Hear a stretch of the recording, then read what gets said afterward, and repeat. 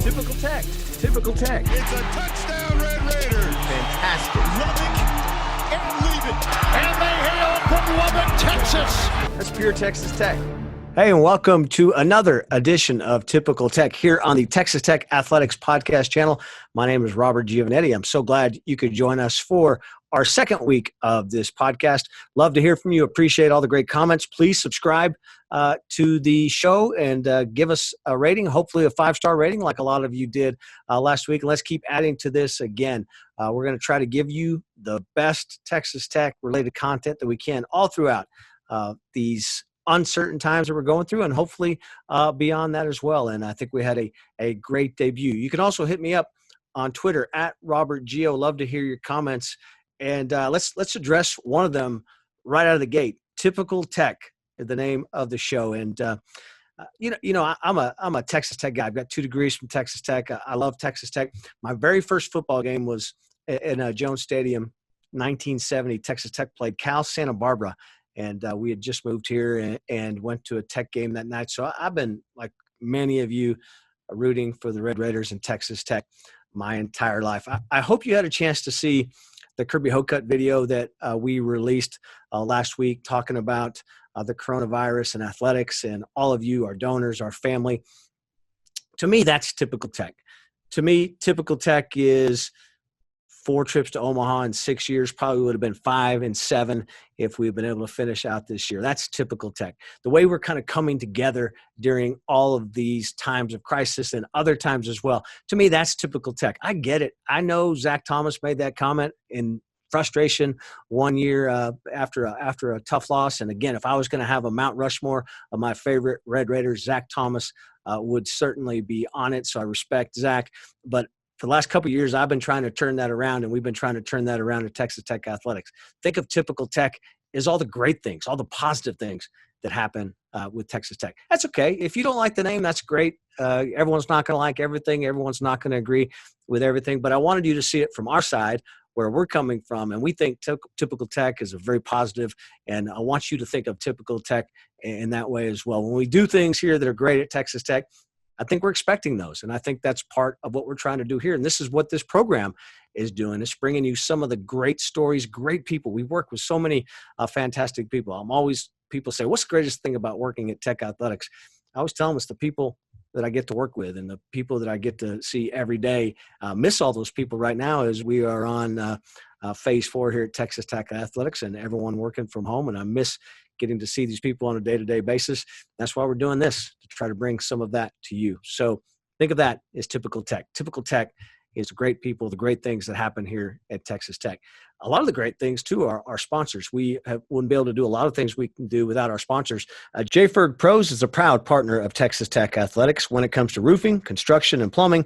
Don't settle for anything but the best. Contact J. Ferg Pros, the best solution for your business or home. We're not just resting on our laurels here on Typical Tech. We've got a new feature this week, and that's your weekly Texas Tech trivia. We all miss football. We wish that we were getting ready for spring football. So we have a Texas Tech-related trivia question for football. At the end of the program, the podcaster will give you the answer. You can tweet at me if you have the answer before you hear it. We'll talk about Adrian Fry. Adrian, in his first 2 years, has more than 45 tackles and 6 interceptions, all before becoming an upperclassman. Only one other Red Raider since 2000 has reached 45 tackles and 6 interceptions before their junior season. Can you name that Red Raider? We'll give you that answer later on in the program. Talked about missing football. I really miss Texas Tech baseball, and so I know a guy that misses it exponentially more than I do, head baseball coach Tim Tadlock. Tad, I guess the question, buddy, I'd be interested in you because of your whole life around baseball. What in the world are you doing with all your free time right now? Oh, golly, as the days go, it's getting a little tougher. I did ask somebody this morning what day it was. It's kind of hard to keep up with them, isn't it, when you're like this? Now, right away, I don't know that it really all set in. Still watching film, and really immediately went to preparing for next season and looking at the roster. And really after about 2.5 days of that, kind of just slapped myself and said, hey, there's a lot bigger things going on in the world. And but it's just kind of what we do. And with all the downtime at home, it was something that occupied, my time a little bit. Yeah, because for you too, and I know all coaches are basically in this boat, but if you guys were in the point where you're playing basically 5 games a week, a lot of times when you're not playing or not practicing, you're watching baseball, either your son's games, or you're watching possible recruit games, all this thing. And now all that is just kind of taken away. So it is a major kind of change to your routine. Oh yeah, it was definitely a shock to see what the country's going through. And then obviously on a personal side of it for our staff and for our team, anytime you take somebody's daily routine away and what they do each day and what they're passionate about, it's definitely hard. And so, there was definitely a transition time. I think we're probably all still going through that a little bit. And so it's been a challenge. At the same time, we all understand there's a lot bigger things going on, and trying to help out, with that a little bit. How often, how are you guys communicating as a staff? How do you guys manage to communicate during these days? Yeah, if we need to get out a mass, like something to everybody, Joseph sends it through Teamworks, through a system we have here through the school where all the guys get it. We've communicated individually with guys since it's went on, a little bit more than others, some up more than others. Just kind of touching base with them, check and see how they're doing. I did have a conversation with Kurt Wilson 2 or 3 days ago about the future, and that was really the first one that I'd had, and really told him, hey, out of respect for everybody, just how sudden it was.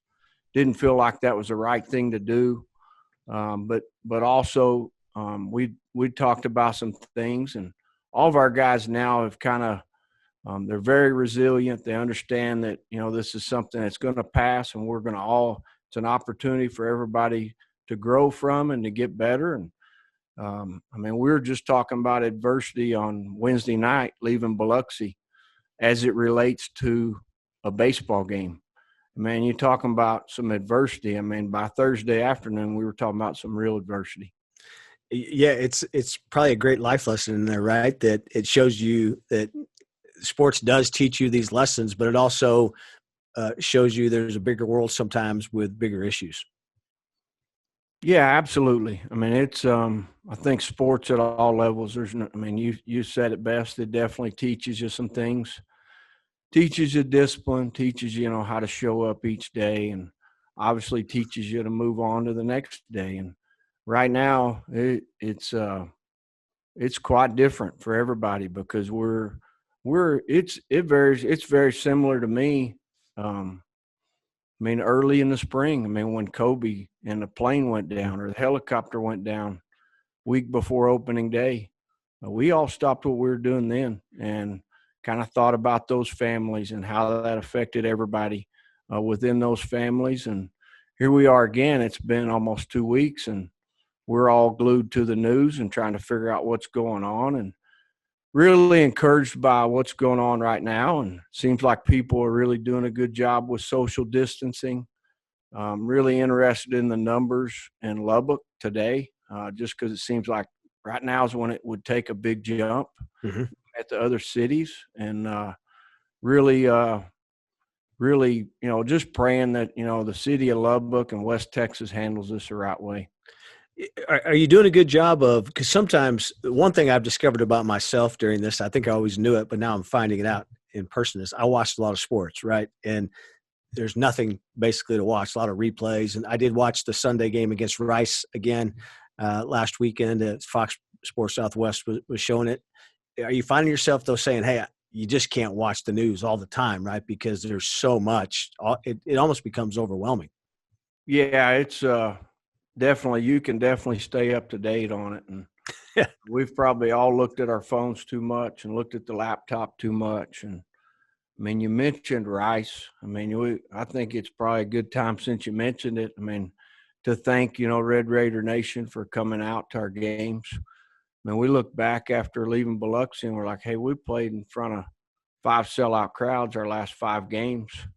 and really felt like that was preparing us, for what was down the road, and really special thing we had. We felt like it was going to be special, and but I mean, it's there's a lot of fans out there that want to know what's going on, and we just want them all to know we appreciate them showing up and being there for our guys. Yeah. I see those seats behind you, the greatest show on dirt, and Tech. You guys gone 4 times the last 6 years to Omaha. Who knows? But you got to like your chances. You would have gone this year to make it 5 out of 7. When you think about your trips to Omaha, what's been you have a greatest memory from your time in Omaha? Well, you just talking about the chairs. There's one that's in Ben's room. It's not in near as good a shape, from 2010, and some of my best memories are from when my kids were really young. 2000, I mean, the credit card bill wasn't real pretty. From 2010 or 14, they were eating a lot more cotton candy and a lot of popcorn. And back then, that's what we needed to do that. And I remember getting home from the first time and asking Kelly, like, hey, what is this? Like, this looks like you guys were on a spending spree. They're in the middle of every game. And, I mean, you're talking like $50, $60 a game. And right. But in their defense, it is easy to spend that there.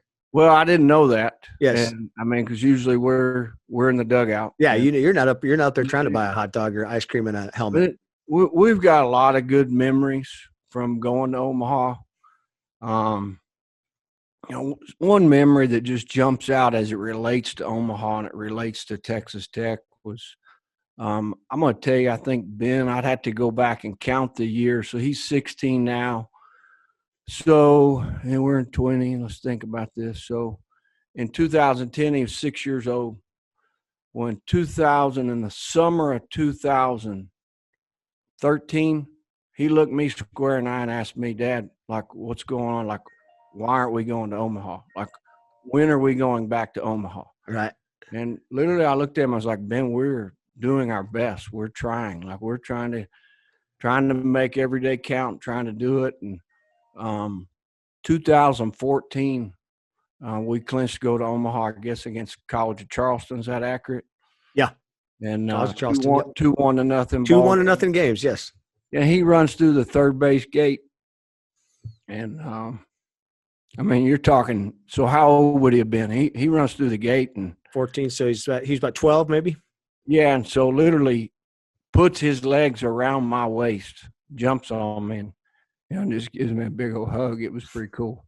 Yeah, there's some great pictures. I was looking at 14, the celebration on the field afterwards. You and your family and your kids have grown up around it. And, one of my great memories was, I think, in 16 when we were there, the Father's Day stuff they do. And and your kids up there getting to be around all those ESPN guys shooting all the Father's Day messages, and Chloe and Ben both participating in that. That was kind of a fun deal too. And then seeing them on the video board and during the game. Yeah. So great stuff, right? Yeah, just small things, just things like that, like things when you're in Omaha and you're at the hotel and Kelly and the kids say, hey, we're going to get ice cream. And it's at the ice cream shop that everybody goes to. And those are really cool moments when you can look back and go, man, they really like the ice cream shop, first of all. And that place stays busy. And we probably all need to stay away from that. And believe it or not, I think I've had ice cream there maybe once. But they go every evening almost when we're there. And just small things, again, watching guys walk into the ballpark for the first time is always something that's really cool. Of course, there's moments within games that are really cool.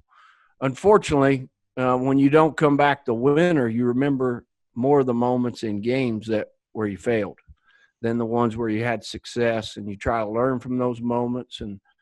And so there's some of those that stick out in my brain a little more than the ones where we won games, believe it or not. Yeah, you know what? I won't mention the game because I don't want to bring back the bad memory. But there's one particular game that I still, when I think of going to Omaha, I think of just the disappointment I felt, and I can't even imagine what you guys felt in that one. So, but I've also partook in that ice cream shop that Kelly and the kids did, and and done all the other things too. So I hate that we miss it. And I remember you telling me once, hey, I just appreciate the fans that come to Omaha and, just love sitting talking to baseball with our fans in Omaha. And that's part of the great thing about it, right? Just to get the community really gets behind it. People show up, and it was so many great memories. You bet. I mean, when we started this deal, we really wanted to try to.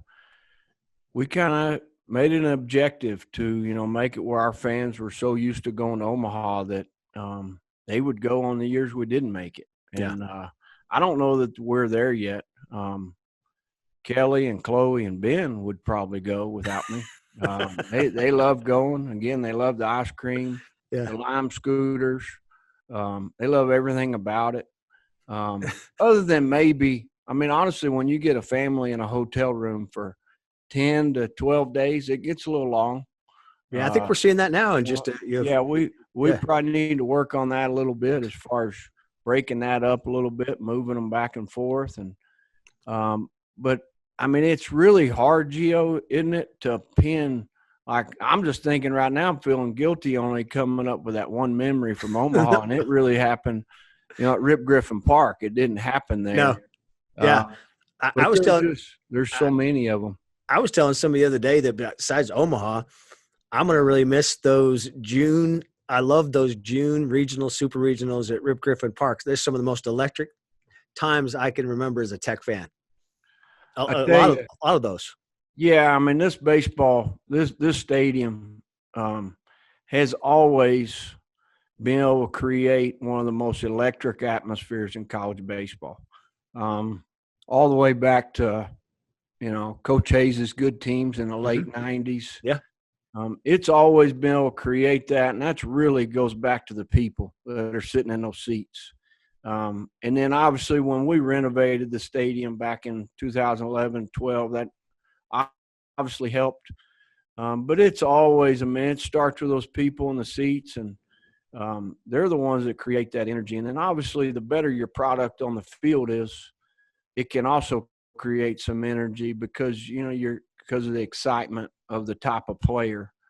And so there's been some great baseball games here, and looking forward to many more great baseball games here. And really this whole virus deal has really had me thinking about playing more home games. And one reason is just out of financial responsibility. We can sell out this ballpark as long as we get good opponents here. And also, maybe I'm being a little selfish. I want to play right here at home in front of our home crowd. Sign me up for that. I love more home baseball. Would be. We played 35 and 14. Yeah, 35 at home, and then in 15 we turned around and learned a hard lesson, tried to do it again, and had about the same record and didn't get in. And from there on, we pretty much decided, let's do exactly what they're asking us to do. Let's go play good RPI teams on the road. And really with this pandemic, I don't know if that's where we are right now. I'd really love to see them adjust the RPI and let everybody stay regional and do what's best for the kids, and let them play a lot of baseball and let them play at home. And again, that's just things that I guess I got too many hours sitting at home thinking about it. And it's just one of those things that, they're losing a lot of experience right now. All these student athletes are. Right. And, there's only one way to get experience, and that's to play a game. Hey, so before you go, we had you on Kirby's show last week, and you talked about, how special this team was and what their potential to do. And, again, it's a long way to June. But you said the one thing you learned about this team from this adversity is just how great their chemistry was. Is that helping them, you think, through this time? You see them still staying together as a group right now? I think so. I think they're communicating quite a bit. When you have that many juniors on a team that are draft eligible, they're obviously going to stay connected through that process. And these guys all want what's best for Texas Tech. At the same time, they're all very driven individually to play the game at the highest level they can, and that keeps them together. But there was definitely a bond amongst this team that was very special. that's probably keeping them together now. I don't want to speak for them, but keeping most of them together. The neat thing about today is kind of like this. I mean, you and I can be talking and be in two different places, and they do that. They probably do more FaceTiming than us old guys. Yeah, I don't typically FaceTime unless it's something like this. But hey, so I got to ask you, because you do have a lot of time and you got kids, and Kelly's such a great person. Oh, are you watching anything on television? Are you watching something you never watched before on television? What are you doing in some of those off times? Chloe and I and Kelly watched the movie Cowboys the other night. It was outstanding. I asked them last night to watch a movie, and I think everybody kind of petered out about the time I was ready to start watching a movie, which is usually sometimes the opposite. Yeah. And so we didn't watch one last night. It's been good. I mean, there is a silver lining here. We've all got to spend more time with our families. And so we've been doing some of that. I walked 9 holes one day there at Lake Ridge in the evening, about 7. I'd really like to putt with the cups out. Like, they had the cups above the ground, Gio. Yeah, I saw that. I saw that someplace. Are they doing that at Lake Ridge? Where they did it that day. Like, I literally just walked out there with my bag and walked 9 holes. And I think I discovered how a PGA guy feels when he putts good. Because literally he's like, I just got to hit that big object over there. And right. now if we could change the game of golf to that, we might be able to win a little side bet somewhere. I think with all the number of times I've missed a little 3-footer, I think I could hit the big round object. I think that would be easy to do. It's almost like playing that game you play on the tee box where you're trying to hit the tee markers and then you hit each other's ball. Right. It's very similar to that, and you're like, it just took all the anxiety out of missing the putt, if that makes any sense. No, it makes a tremendous amount of success. I tell you what, it was quite fun. I mean, I might call ahead now. I hadn't played since. Ben and I tried to catch a fish yesterday evening. Still needs to warm up some. Pond was not warm enough, so we didn't even get a bite. So, and we social distance. We rode our bike down there and stayed away, and we're doing the best we can with things. As far as watching TV, all of us together, it's a movie late. It's not going to be in the middle of the day. The girls watch stuff, but I couldn't tell you what it is. Who's in Cowboys? I'm not good at remembering who's I didn't know if it was like John Wayne or something like that. Yeah, it's John Wayne. John Wayne's in it and then he recruits a bunch of schoolboys for a cattle drive. And, there you go. It's a great. You've never seen it? How'd you guess John Wayne if you've never seen it? Well, movie Cowboys. You have seen it. That's like if you do like an NBA. If you do like an NBA trivia question, probably Wilt Chamberlain is probably a good guess for an answer, right? Yeah, it was a really good movie. Highly suggest it. I mean, next to Lonesome Dove, I mean, it's just it's a lot shorter version. Cannot beat Lonesome Dove. Really good. What about you? You've been watching any movies? You know what? I haven't really seen any good movies. I haven't watched any good movies lately. We've been watching a show called Schitt's Creek, SCHITSS, and that's pretty funny. And then, but haven't really gotten in the movies yet. But I think we're going to start getting there pretty soon. Yeah. Well, good. I tried to get my daughter to watch Caddyshack the other night. She wasn't interested. So she came back in town? Yeah, she's back in town. Good for you. Yeah, that's good. Sir. All right. Hey, appreciate taking the time. Tell your family hello. You guys keep safe and healthy, and we'll talk to you soon. You too. Appreciate you, Gio. Yeah, thank you. That's Coach Tim Tadlock, and that is Typical Tech. We'll be back for more after this. J-Ferg Roofing Pros. Knowing that your communities have turned to J-Ferg Roofing Pros to roof your schools, churches, and hospitals, you'll find comfort at home living under a J-Ferg roof. If you want a quality roof from a local company who will be here after the storm chasers are gone, call J-Ferg Roofing Pros today. Don't just get a roof. Choose a J-Ferg roof. The best solution for your business or your home. J-Ferg Roofing Pros.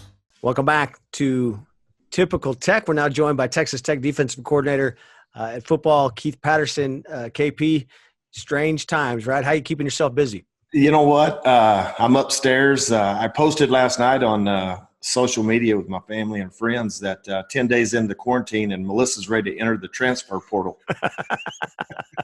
It is something that challenges people, right? That all of a sudden that you're saying, hey, we're having a whole new way to communicate, especially, as a coach's wife, she's not used to you being around underfoot. No, she's not. I don't think she likes it either. I mean, I get to talking kind of loud whenever I communicate with coaches and even our players and recruits. And so she's got to see a little bit of the passion and excitement that goes into it. That was one of the first things that I remember thinking about you, because you're such a nice guy and everyone loves you. You're so popular. And then I remember the last spring, 2019, first spring practice, I was like, wow, this guy definitely has another gear, right? So you managed to kind of balance that. How has this been for you as being, as long of an extensive coaching career you have, that not getting up and going to coach kids in the morning?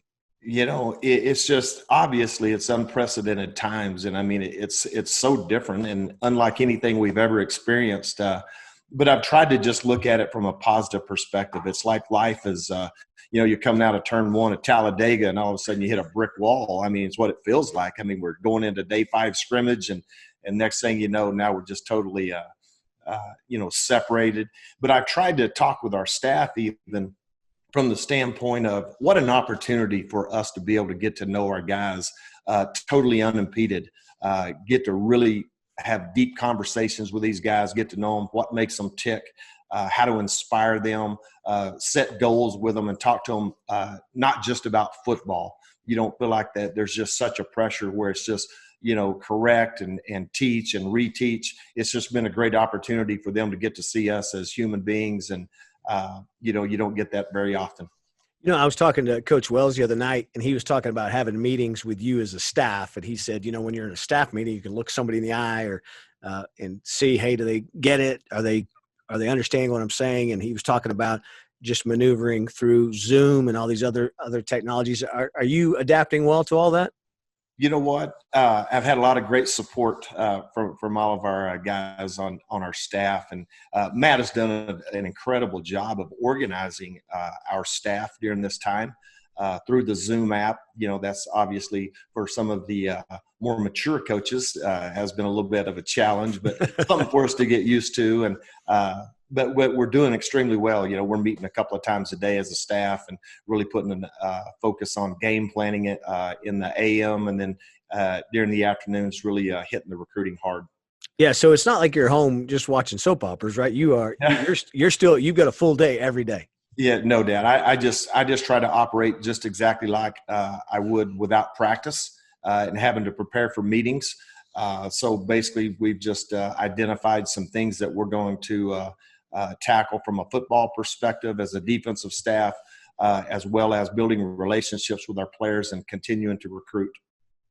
What are you doing when you do have some downtime? Are you a binge TV guy? Are you catching up on your reading? What are you doing to kind of keep yourself sane? I do. I do spend a lot of time binge watching TV later on in the evening. Not too late. I go to bed pretty early and get up early. Right. But Melissa she got me hooked on Outlander, and okay. We're in season 4, I believe. So we've done some binge watching at night. But I do like to read. I like to study early in the morning, and then get into watching football video. Pretty much dominates most of my morning time. Then in the afternoon is spend writing letters and texting, communicating, with young men on Twitter, and recruiting, and then as well as making phone calls or getting those guys to call you, obviously, at this time of the year. And you don't have to look too hard to stay busy, for sure. You'll see you on campus a lot, you and Coach Randolph running. Are you getting an opportunity to get out and run still? Yeah, this has definitely interrupted mine and Randolph's, workout regime, I would say. We kind of shifted gears. I mean, I didn't see a lot of results in our running 3 and 4 miles every day, so we started trying to hit the weight room. So obviously, with everything being on shutdown, we've been off for about a week and a half, and we're doing a lot of push-ups, sit-ups, and just body weight movement stuff. Yeah, that's pretty impressive. You guys are doing that, and I guess too, it's a good lesson for your student athletes, right? To say, hey, look, we're doing this. We expect you guys to keep yourself healthy as well.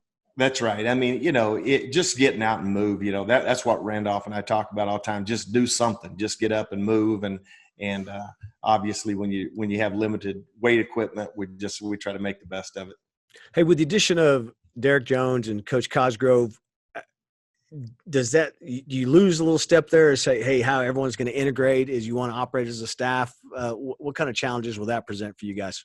I think obviously, again, I've tried to look at the positive in all of this, the whole scenario. And I think, not knowing really what's going to happen with spring recruiting, that could open up a large window of time to where, again, we can continue to focus and build upon our scheme and get those guys caught up and get them on the same page. It's like learning a new language. I mean, as we sit there in staff meetings, Derek has been with me some 14 years ago, but yet right. As I say things, he'll say, I remember all that.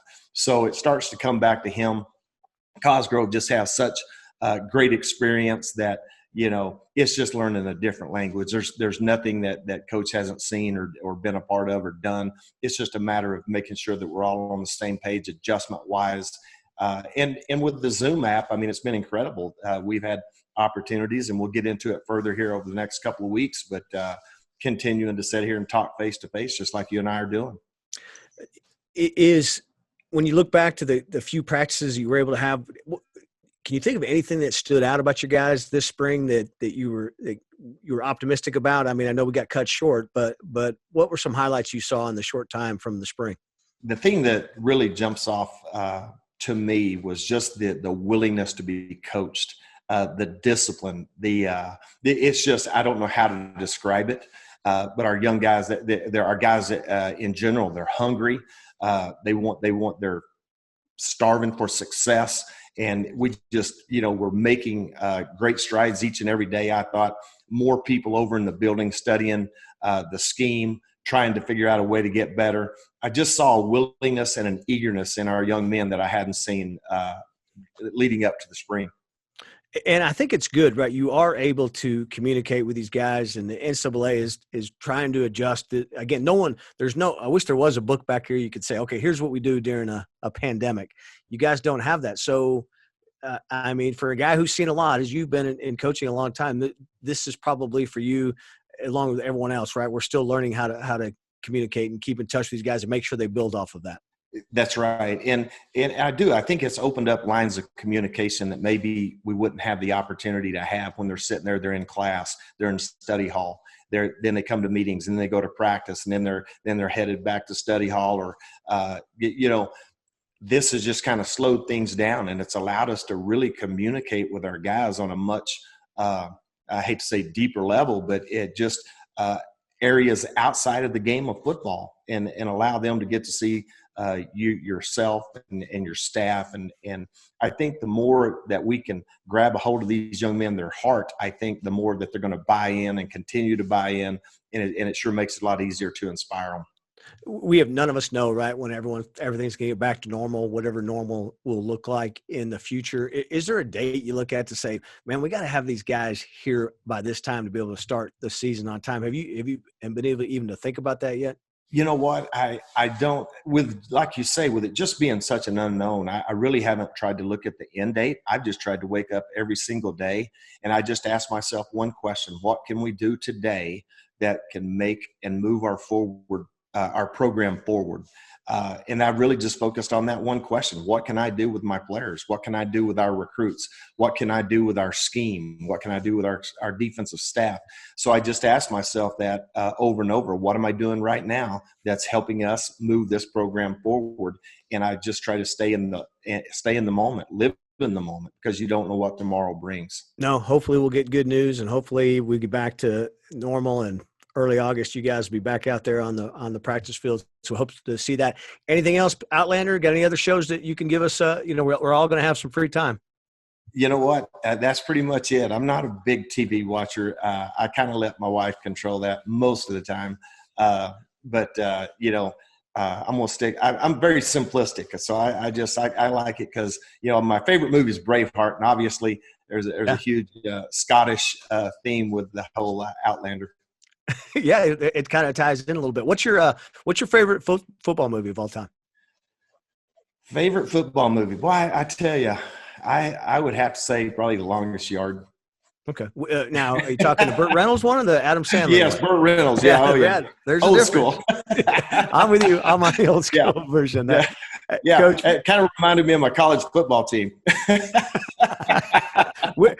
yeah, there's a great cast of characters that we might have to talk to you again about your playing days. We might have that might be a whole other podcast to talk about that. No doubt. I could write a book on it. All right, KP, thanks for taking time today. Appreciate it. You bet. Thank you.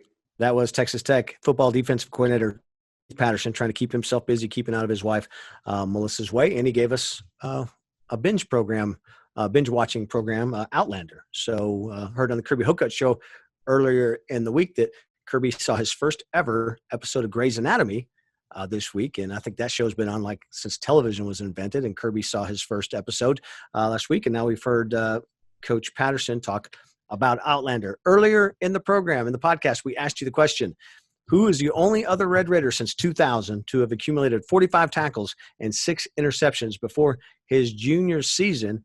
Adrian Fry has done that after last season. There was only one other since 2000 to have done that, and so check your cards. If you picked Vincent Meeks, you would be correct. Vincent Meeks did that in 2002 and 2003. Interesting, I think, story about Vincent Meeks. He started as a running back for Texas Tech in 2002. Mike Leach moved him over to the defensive side of the ball. And that Texas Tech team in 2002 went to Norman, Oklahoma. Cliff Kingsbury was the quarterback and had a chance to win the Big 12 South. And they went up to Norman. Tough night there in Norman. It was cold, but one of the few bright spots, Vincent Meeks returned a kickoff for a touchdown. And if you can ever find old video of that game, I'm standing at the back, the sidelines there in Norman are very close quarters, and I'm standing at the back of the end zone, and Meeks is running right at me, and it's late in the game, and it's cold, and I just put one hand up for a high five, and Vincent practiced social distancing before it was cool. He just ignored and went on because the Red Raiders were behind at that point. But that was the first huge highlight in Vincent Meeks' career here at Texas Tech.